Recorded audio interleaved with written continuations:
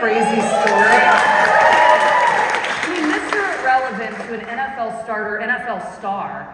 When you sit back and have a chance to think about what he did, what he accomplished, and the rest of the team at the end of that season, are you as dumbfounded as the rest of us? Sometimes I still think about it, and it's just, you could write a movie on it.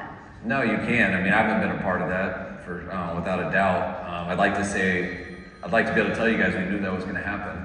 I will say we were always very confident of Brock. We loved him coming out of college, from his first practice to his last before he played. I mean, we felt real good about him. I remember always messing with Jed and telling him how good our third string quarterback's been playing, who's, getting 3 reps a day and who's his height. And he's like, okay, whatever. And I'm like, no, he's been playing really good. And then I remember when everyone got hurt, and Jed comes up and is like, so we're going to be all right. You've been telling me how good he is. I'm like, whoa, slow down. It's his first time playing. So it's like, we always kind of feel that way because he plays.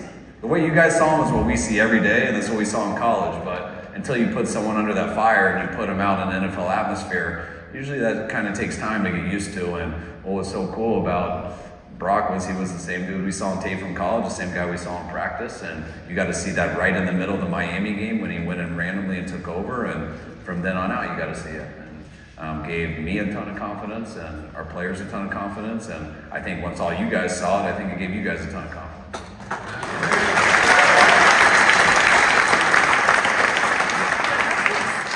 Difficult to think about too is you see a guy in practice, but it's a completely different atmosphere when you're in an NFL game. What impressed you the most about what Brock Purdy did over those 8 games? The fact that you can look that way in practice and then get thrown into an NFL game where things get very real very fast and it still looks the same.